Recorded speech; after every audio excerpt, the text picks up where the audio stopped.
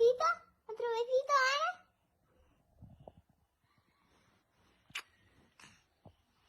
Ana? Ana, besito a Oli. Besito a Oli, corre. Besito. ¿Otro? This story is not just heartbreaking, it is haunting. What you're about to hear involves a father who transformed from a loving parent into a cold, calculated killer. His victims, his own daughters, 6-year-old Olivia and 1-year-old Anna, two bright, laughing little girls who trusted him completely until the final moment.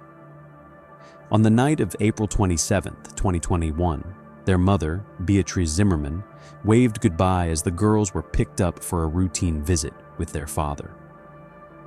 Just a few hours later, she received a phone call that would tear her world apart. "You will never see the girls or me again." That was the last thing she ever heard from him. No one knew yet what had happened.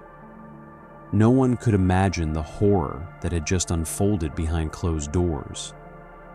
But in the days that followed, the calm waters surrounding the Spanish island of Tenerife would begin to give up their terrible secrets. Today, I'll tell you the devastating story of Anna and Olivia Zimmerman, a case that shocked Spain, shook the world, and changed child protection laws forever.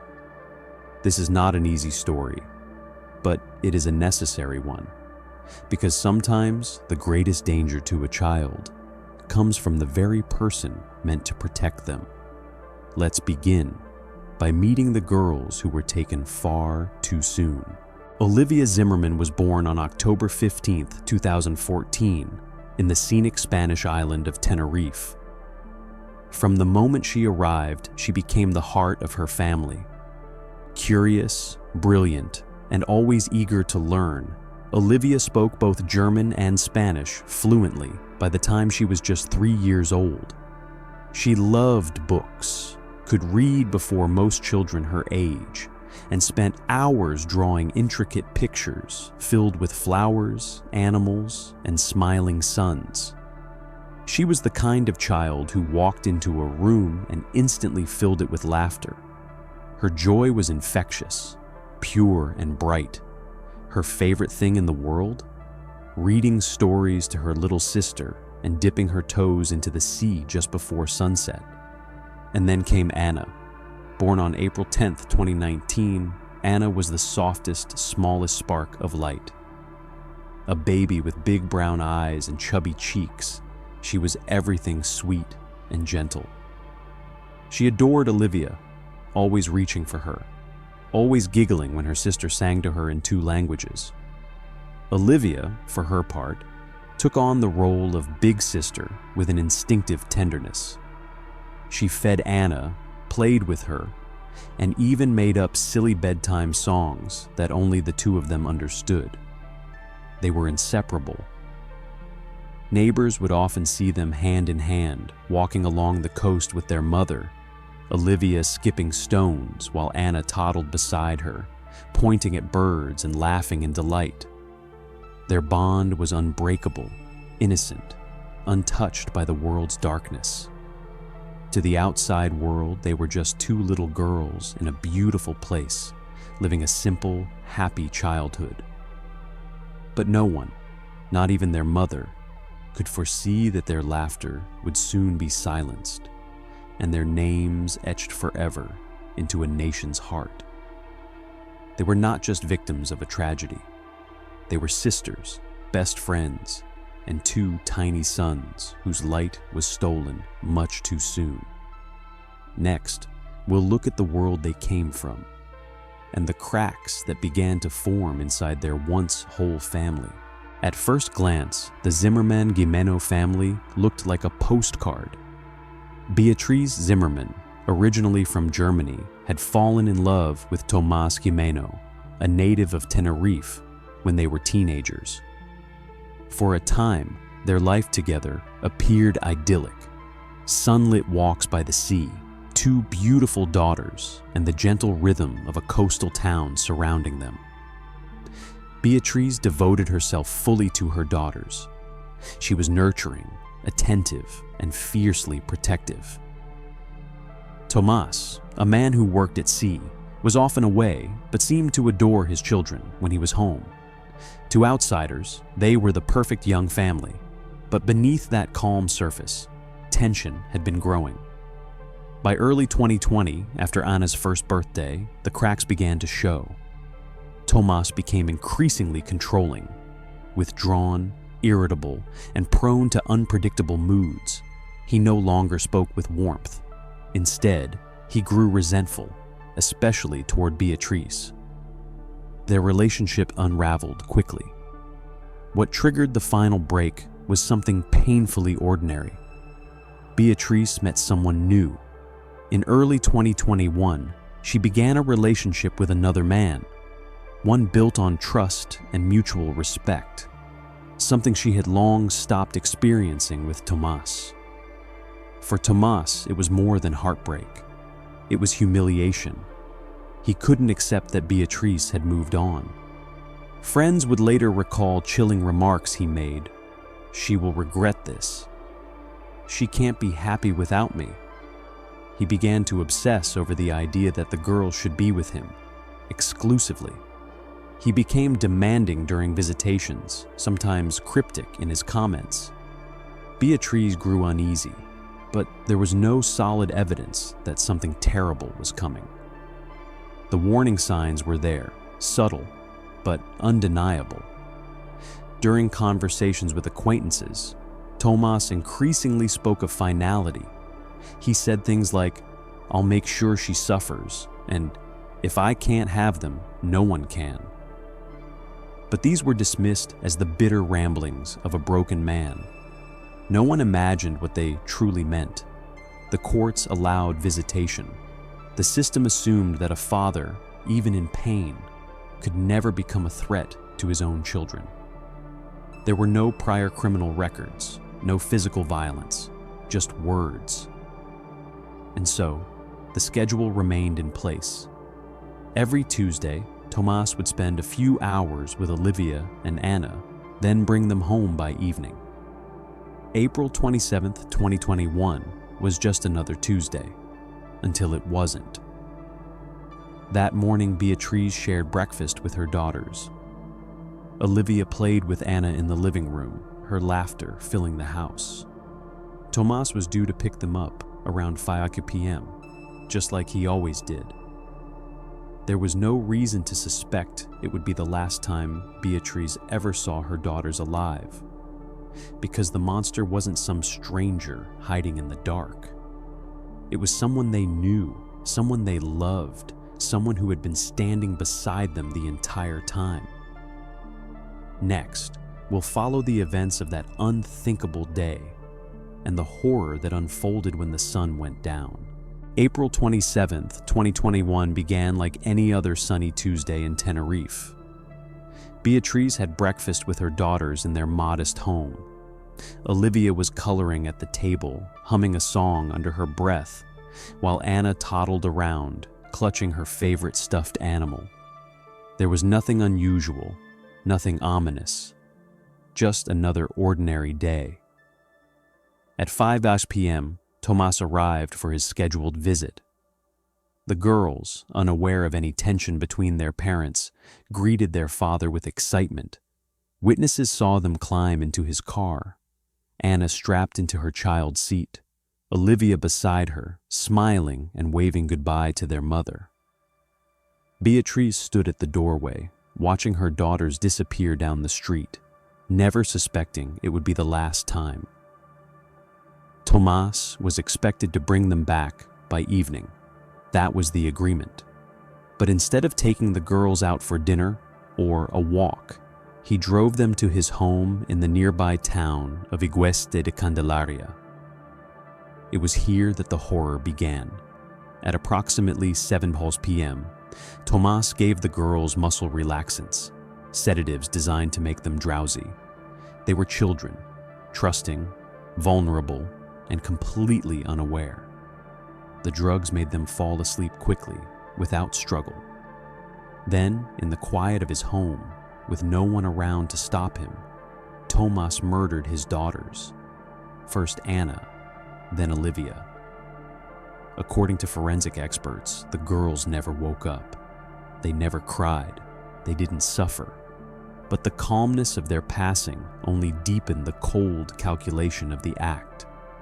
Tomas had prepared everything. In advance, he had packed 2 sports bags. He had acquired ropes and an anchor. This was not a crime of passion. It was a meticulously planned execution. Around 9:30 p.m., he loaded the bags containing the girls' bodies into his car. A short drive later, he arrived at the marina of Santa Cruz de Tenerife. Port workers later recalled seeing him hauling heavy bags onto his boat. His movements were quiet, steady, like a man fulfilling the final step of a plan he had long committed to. At 10 p.m., Tomas made a chilling phone call to Beatriz. "You will never see the girls or me again," he said. Beatriz froze.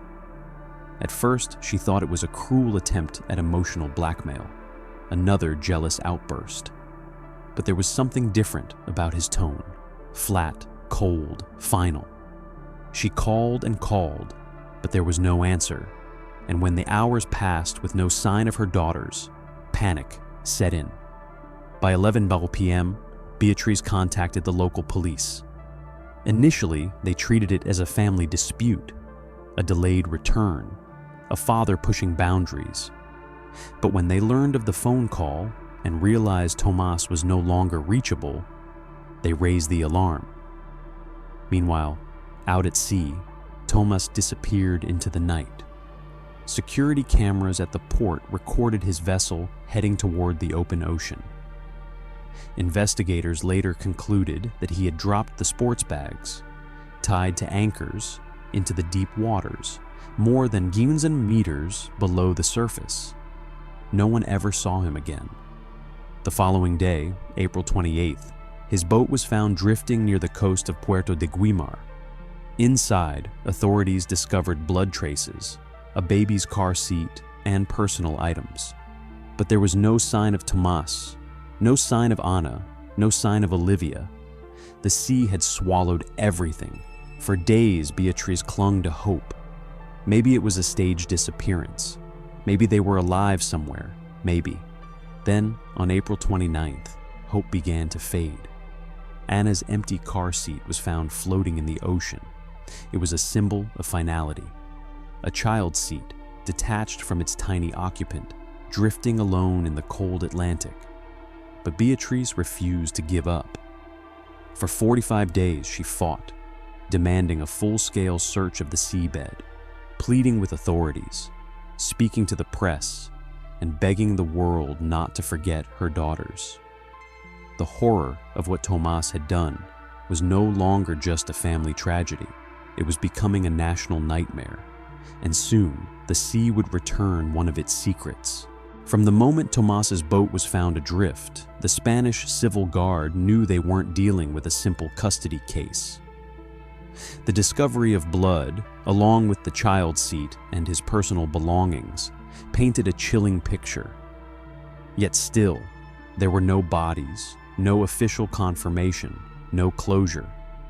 Beatriz refused to sit still, driven by the instincts of a mother and the weight of unspeakable loss. She demanded action. She gave interviews, held press conferences, wrote to public officials. Her daughters were not going to vanish in silence. If the sea had taken them, then the sea would have to give them back. Within days, Spain launched one of the most complex oceanic searches in its history. The government deployed the Ángeles Alvarinho, a state-of-the-art oceanographic vessel equipped with sonar and deep-sea drones capable of scanning depths up to 1,000 meters. For 45 days, the ship combed the dark, icy floor of the Atlantic, navigating shifting currents and underwater ravines. The entire nation watched. Updates dominated the news. Candlelight vigils were held. Murals of Anna and Olivia appeared across Spain. Beatriz was there, every day, at the port, eyes locked on the horizon, refusing to accept what she feared most. And then, on June 10th, 2021, the ocean finally spoke. At a depth of 1,000 meters, 3 nautical miles off the coast of Tenerife, the vessel's robotic arm retrieved a heavy sports bag. Inside was the lifeless body of 6-year-old Olivia, preserved by the cold darkness of the deep. She had been bound and anchored. Her death was not accidental. It was deliberate. Nearby, divers found a second bag, this one torn and empty. It's believed that Anna's tiny body was once inside, but currents had long since carried it away. No trace of Tomas Gimeno was ever found. Presumed drowned or otherwise disappeared, he left no confession, no letter, no explanation. Only the single sentence he uttered to Beatriz on the phone. "You will never see the girls or me again." But the forensic evidence was damning. An official judge's report confirmed the timeline of events and declared without hesitation that Tomas had murdered his daughters with full premeditation and with one purpose only: to inflict the maximum possible pain on their mother. It was a textbook case of vicarious violence, a term used to describe when children are used as instruments of revenge in domestic conflict. The court never had a trial. There was no defendant left to punish, but justice, in its own way, found a voice through investigation. The case was formally closed in August 2021 after exhausting all efforts to recover Anna or Tomas. The cost of the operation had exceeded €1 million, but no one questioned it because a child's life is priceless. Beatriz did not stop there. She petitioned to have Tomas's surname legally removed from her daughter's death certificates. She refused to let the name of their killer remain tied to their memory, and the court agreed. Anna and Olivia would not be remembered as victims of a man. They would be remembered simply as Anna and Olivia, 2 sisters who should still be here. The search for justice had ended, but the fight for change was just beginning. The death of Anna and Olivia Zimmerman shattered more than just one family. It broke through the boundaries of private grief and spilled into the public heart of Spain, waking an entire country to the silent epidemic of domestic violence and the hidden danger children can face even in the arms of their parents. News of the discovery spread like wildfire. Within hours of the announcement that Olivia's body had been recovered, spontaneous vigils began forming across cities. Crowds gathered in plazas, lighting candles, holding photos of the girls, many with the same message scrawled on cardboard. No más violencia vicaria. No more vicarious violence. People wept openly, mothers holding their children a little tighter, fathers standing in stunned silence, unable to comprehend how a parent could cross such a line. Spain's Prime Minister, Pedro Sanchez, publicly expressed his condolences and called the crime a horror beyond understanding. Queen Letizia of Spain issued a rare personal statement condemning the act and praising Beatriz for her strength. But words were not enough. The people demanded change. Thousands took to the streets, not just to mourn, but to protest. Demonstrations erupted in Madrid, Barcelona, Seville, Valencia, and beyond. The slogans were unified: protect our children. Listen to warning signs. No child should be used as a weapon. This was not just a crime, it was a reckoning. For decades, domestic violence laws in Spain had focused primarily on adult victims.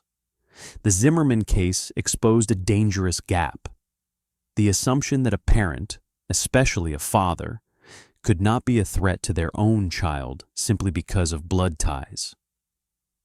Beatriz, even in her grief, became a voice of change. She spoke to the media, not just as a mother, but as an advocate. She described how Tomas had shown signs of control and manipulation long before the tragedy, how the system had failed to take his threats seriously, how custody arrangements continued despite clear red flags. In her words, "He didn't want custody, he wanted to hurt me, and he used our daughters to do it." From that pain emerged policy. Lawmakers accelerated reforms around child protection in custody cases. The concept of vicarious violence gained legal recognition. Threats made by a parent, especially those targeting children, would now be grounds for immediate legal intervention. But beyond the courtroom and the parliament halls, it was the people who carried Anna and Olivia's legacy forward.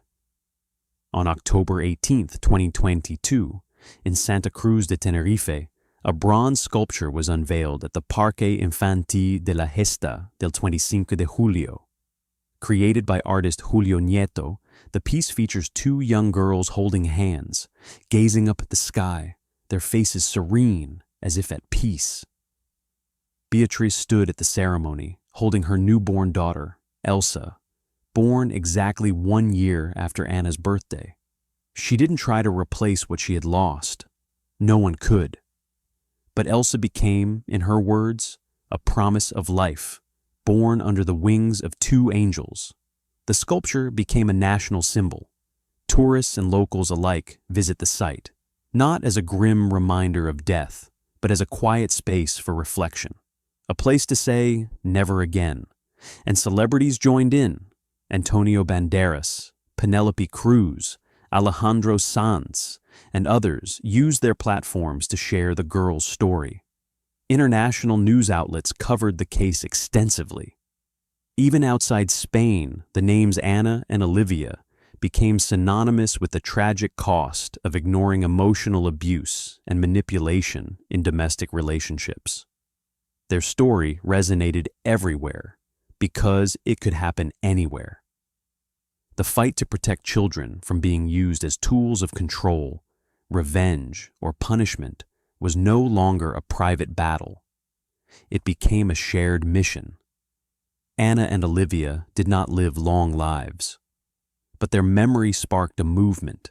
If someone you knew said, "You'll never see your children again," would you take it seriously? If someone joked about taking the kids forever, would you laugh it off? Would you wait for something more obvious? Or would you listen to that feeling deep inside, warning you that something wasn't right? Beatriz Zimmerman did everything she could. She loved her daughters fiercely. She protected them, nurtured them, and believed in the law to help her do the rest. But the system failed. It failed to hear the warning signs. It failed to act when control turned to threats. And by the time it opened its eyes, it was too late.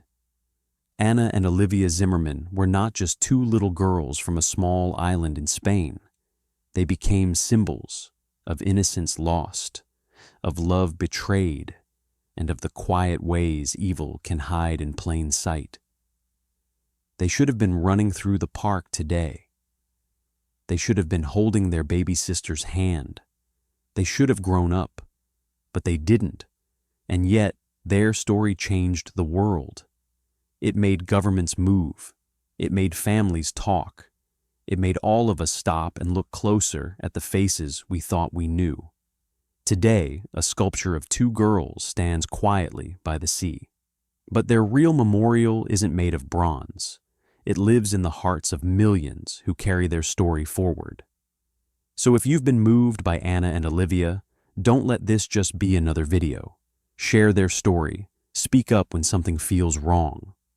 Protect the children around you, not just with love, but with vigilance. Because sometimes monsters don't hide in shadows. They sit at the dinner table. They smile at school pickup. They hold tiny hands on Tuesday afternoons. And unless we choose to see them, really see them, we might not realize the danger until it's far, far too late. Anna and Olivia, two angels who never got to grow up, but who changed the world with the lives they never got to finish. May their names never be forgotten.